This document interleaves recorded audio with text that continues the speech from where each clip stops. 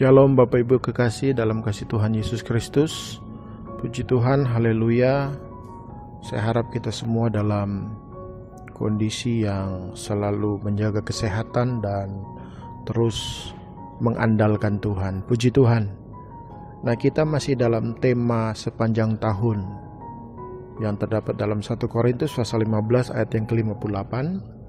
Karena itu saudara-saudaraku yang kekasih, berdirilah teguh, jangan goyah dan giatlah selalu dalam pekerjaan Tuhan, sebab kamu tahu bahwa dalam persekutuan dengan Tuhan jerih payahmu tidak sia-sia. Tema gereja kita ini dibagi menjadi subtema, 4 subtema. Yang pertama tentang bagaimana menjadi jemaat yang kokoh, berdiri teguh. Kita bicara tentang iman, fondasi kekristenan. Kemudian subtema berikutnya kita bicara tentang jangan goyah. Bagaimana menjadi pribadi yang tidak tergoyahkan. Nah, bulan-bulan inilah, April, Mei, Juni, kita akan bicara tentang hal itu. Setelah itu pada bulan Juli, Agustus, September, kita bicara tentang menjadi pribadi yang melayani Tuhan. Gereja yang melayani Tuhan. Setelah itu di akhir tahun 2020 kita akan bicara bagaimana intimasi dengan Tuhan, ya. Menjadi gereja Tuhan, menjadi jemaat Tuhan yang punya persekutuan, punya keintiman, punya fellowship baik dengan jemaat sesama, dengan pimpinan, tentunya juga dengan Tuhan. Puji Tuhan. Haleluya. Nah, kita bicara di podcast yang kedua ini, kita bicara tentang pertumbuhan rohani. Pohon yang punya akar yang kokoh dan punya asupan makanan dan gizi yang baik akan bertumbuh dengan baik pula. Nah, konsekuensi dalam pertumbuhan ketika pohon itu menjulang tinggi karena tadi sudah diberi makan, mendapat mineral yang cukup. Kemudian pohon itu tentu akan tinggi menjulang dan biasanya pohon akan ditempa dengan angin, dengan badai lah boleh dikatakan.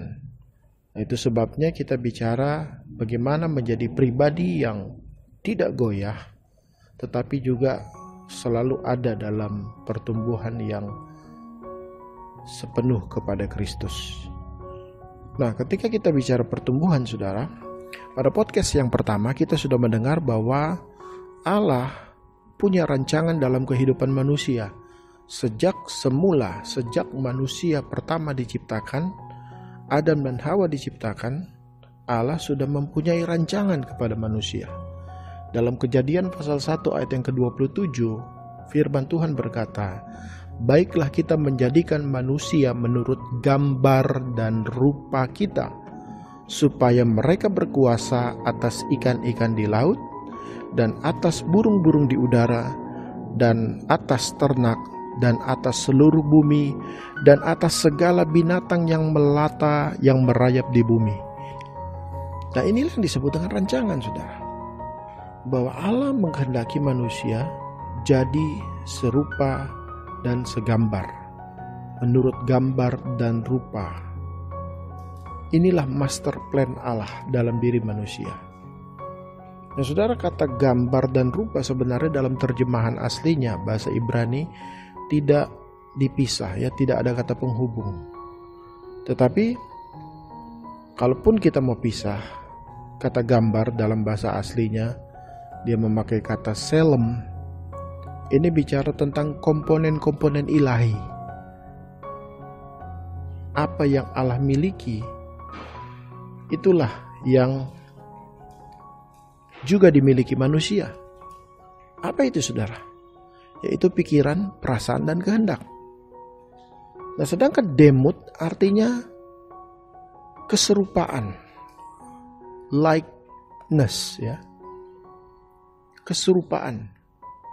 Keserupaan dengan Allah yang dimiliki manusia ini bukan sesuatu sifat yang statis. Jadi bukan berarti ketika Adam dan Hawa itu dalam hal ini. Jadi bukan berarti ketika manusia pertama diciptakan, Adam, ya, diciptakan, bukan berarti Adam Tuhan ciptakan statis. Artinya Adam dan Hawa pada saat itu harusnya juga mengembangkan progres, ya, mengembangkan diri, sehingga punya satu tahapan perkembangan yang sesuai dengan harapan Tuhan. Tentunya melalui pimpinan Roh Kudus, melalui pimpinan Allah dalam hal ini. Jadi artinya begini saudara, ketika manusia diciptakan oleh Allah, manusia Tuhan berikan pikiran, perasaan dan kehendak, gambar. Tetapi manusia perlu mengembangkan apa yang ada pada dirinya sehingga berkenan kepada Tuhan. Nah, itulah yang disebut dengan tanggung jawab moral daripada manusia. Tetapi kita tahu bersama bahwa manusia jatuh dalam dosa. Manusia pertama gagal dalam hal memenuhi harapan daripada Tuhan. Rancangan untuk manusia mengembangkan demut, bagaimana harus serupa dan segambar dengan Allah. Tetapi kita tahu bahwa manusia pertama jatuh dalam dosa. Surat Roma pasal yang ketiga ayat 23 berkata, karena semua orang telah berbuat dosa dan telah hilang kemuliaan Allah. Nah, perlu dipahami saudara bahwa manusia pada dasarnya memang masih memiliki kemuliaan, dalam artian manusia masih bermartabat, manusia masih bisa menjaga moral, menjaga tatanan-tatanan yang masih berlaku. Kita melihat bahwa agama-agama lain juga mengajarkan tentang kebaikan, hal-hal yang bersifat moralitas. Jadi ketika manusia jatuh dalam dosa bukan berarti manusia totally hancur. Artinya manusia sudah tidak punya lagi akhlak sebagai manusia. Saya tidak sependapat dengan total depravity, saudara ya. Manusia hilang total. Karena memang kalau kita mendapati bahwa ada manusia-manusia yang tetap bisa menjaga moralitasnya, bahkan agama-agama lain juga. Ada banyak contoh dalam kehidupan.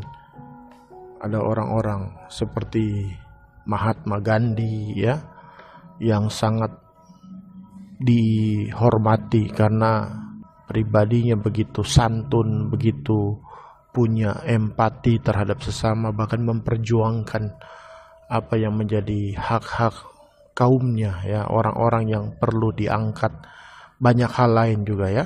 Jadi bagi saya manusia hilang kemuliaan Allah yang hilang. Tetapi manusia tetap memiliki pesona sebagai manusia, tetap memiliki kemuliaan sebagai manusia.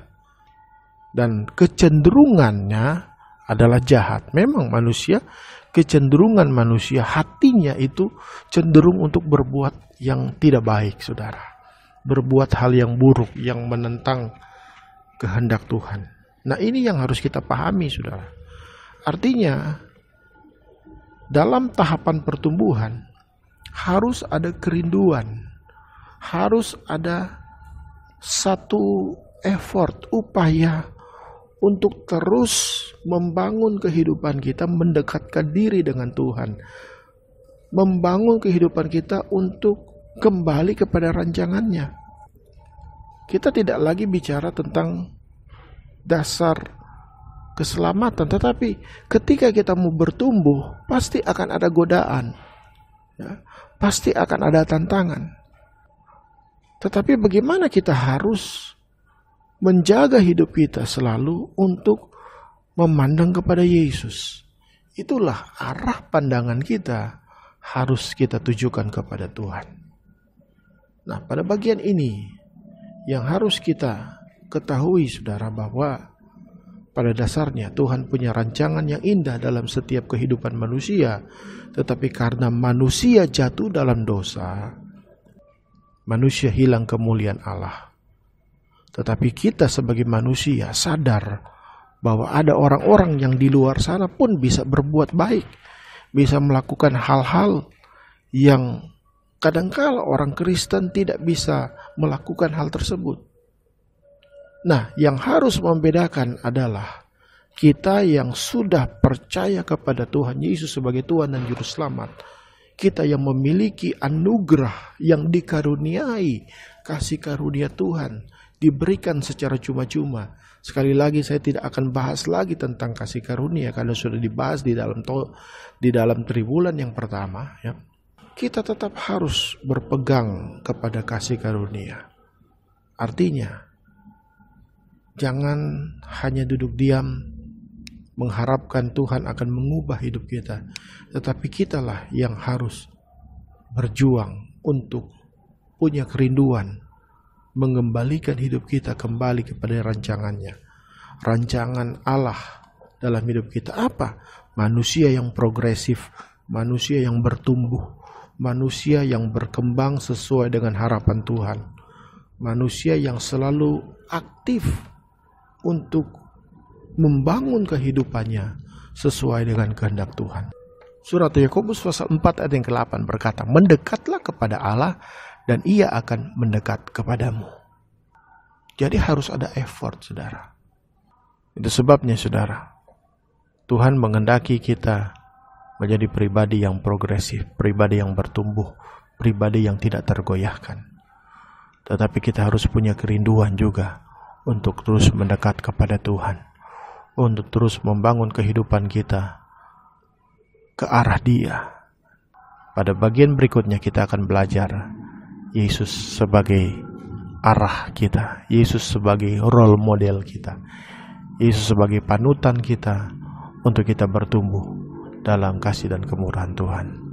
Tuhan Yesus memberkati kita. Haleluya.